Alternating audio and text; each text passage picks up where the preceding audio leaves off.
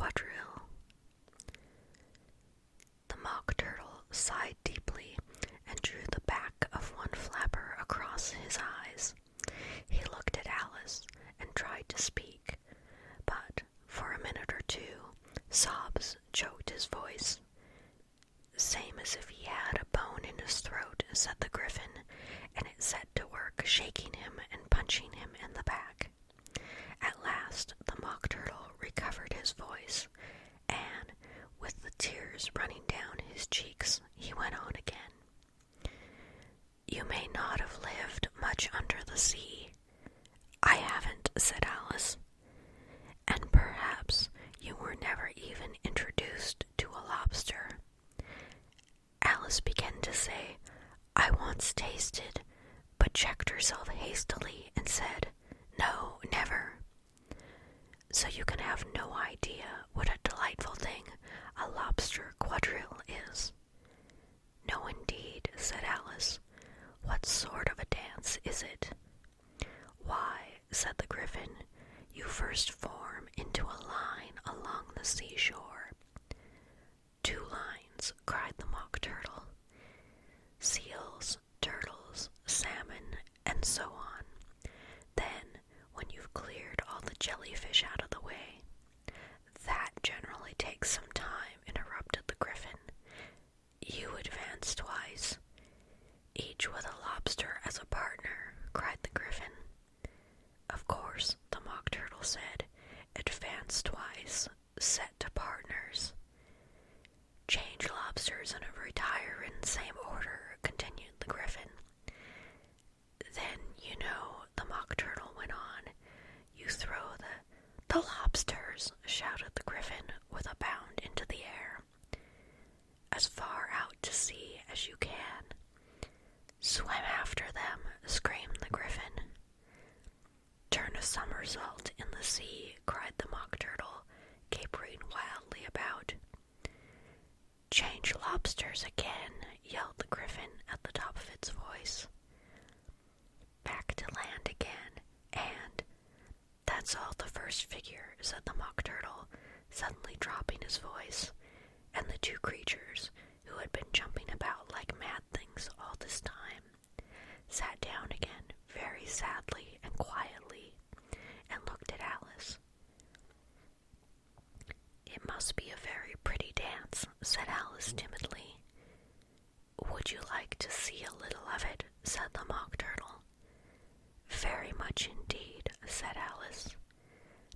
"Come, let's try out the first figure," said the Mock Turtle to the Griffin. "We can do it without the lobsters, you know. Which shall sing?" "Oh, you sing," said the Griffin. "I've forgotten the words."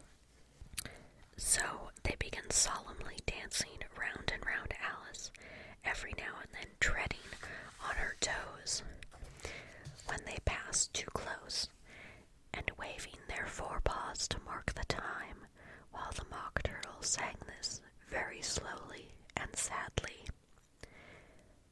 "Will you walk a little faster?" said a whiting to a snail. "There's a porpoise close behind us, and he's treading on my tail. See how eagerly the lobsters and the turtles all advance. They are waiting on the shingle. Will you come and join the dance? Will you, won't you? Will you, won't you? Will you join the dance? Will you, won't you? Will you, won't you? Won't you join the dance?" You can really have no notion how delightful it will be when they take us up and throw us with the lobsters out to sea, but the stale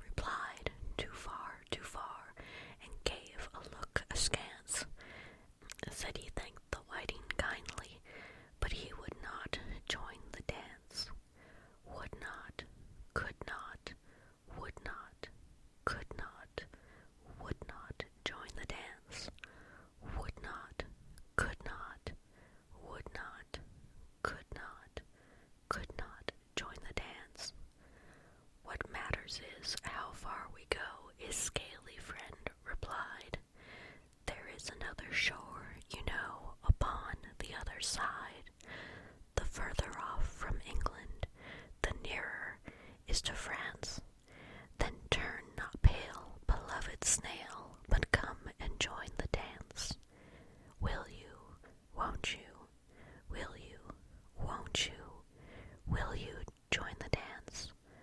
Will you, won't you, will you, won't you join the dance? Thank you. It's a very interesting dance to watch, said Alice, feeling very glad that it was over at last. And I do so like that curious song about the whiting. Oh, as to the whiting, said the Mock Turtle, you've seen them, of course. Yes, said Alice, I've often seen them at Din. She checked herself hastily. I don't know where Din may be, said the Mock Turtle, but if you've seen them so often, of course you know what they're like. I believe so, replied Alice thoughtfully. They have their tails in their mouths, and they're all over crumbs. You're wrong about the crumbs, said the Mock Turtle. Crumbs would all wash off in the sea, but they have their tails in their mouths, and the reason is... Here the Mock Turtle yawned and shut his eyes. Tell her about the reason and all that, he said to the Griffin. The reason is, said the Griffin, that they would go with the lobsters to the dance, so they got thrown out to sea. So they had to fall a long way. So they got their tails fast in their mouths, so they couldn't get them out again. That's all. Thank you, said Alice. It's very interesting.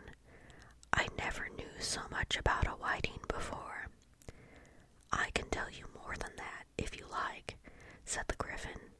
Do you know why it's called a whiting? I never thought about it, said Alice. Why? It does the boots and shoes, the Griffin replied very solemnly. Alice was thoroughly puzzled. Does the boots and shoes, she replied in a wondering tone. Why, what are your shoes done with, said the Griffin. I mean, what makes them so shiny? Alice looked down at them and considered a little before she gave her answer.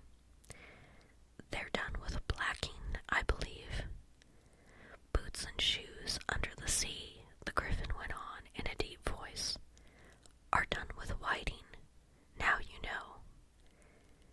And what are they made of? Alice asked in a tone of great curiosity. Soles and eels, of course, the Griffin replied rather impatiently. Any shrimp could have told you that. If I'd been the whiting, said Alice, whose thoughts were still running on the song, I'd have said to the porpoise, keep back, please, we don't want you with us. They were obliged to have him with them, the Mock Turtle said. No wise fish would go anywhere without a porpoise. Wouldn't it really? Said Alice in a tone of great surprise. Of course not, said the Mock Turtle. Why, if a fish came to me and told me he was going on a journey, I should say, with what purpose? Don't you mean purpose? Said Alice. I mean what I say, the Mock Turtle replied in an offended tone, and the Griffin added, Come on, let's hear some of your adventures. I could tell you my adventures, beginning from this morning, said Alice a little timidly, but it's no use going back to yesterday, because I was a different person then. Explain all that, said the Mock Turtle. No, the adventures first, said the Griffin in an impatient tone. Explanations take such a dreadful time. So Alice began telling them her adventures from the time when she first saw the White Rabbit. She was a little nervous about it, just at first. The two creatures got so close to her, one on each side, and opened their eyes and mouths so very wide, but she gained courage as she went on. Her listeners were perfectly quiet till she got to the part about her repeating, "You are old, Father William," to the caterpillar, and all the words all coming different. And then the Mock Turtle drew a long breath and said, "That's very curious." "It's all about as curious as it can be," said the Griffin. "It all came different," the Mock Turtle repeated thoughtfully. "I should like to hear her try and repeat something now. Tell her to begin." He looked at the Griffin as if he thought it had some kind of authority over Alice. "Stand up and repeat." "'Tis the voice of the sluggard," said the Griffin. "How the creatures order one about and make one repeat lessons," thought Alice. "I might just as well be at school at once." However, she got up and began to repeat it, but her head was so full of the Lobster Quadrille that she hardly knew what she was saying, and the words came very queer indeed. "'Tis the voice of the lobster, I heard him declare, you have baked me too brown, I must sugar my hair. As a duck with its eyelids, so he with his nose trims his belt and his buttons, and turns out his toes. When the sands are all dry, he is gay as a lark, and will talk in contemptuous tones of the shark. But when the tide rises and sharks are around, his voice has a timid and tremulous sound."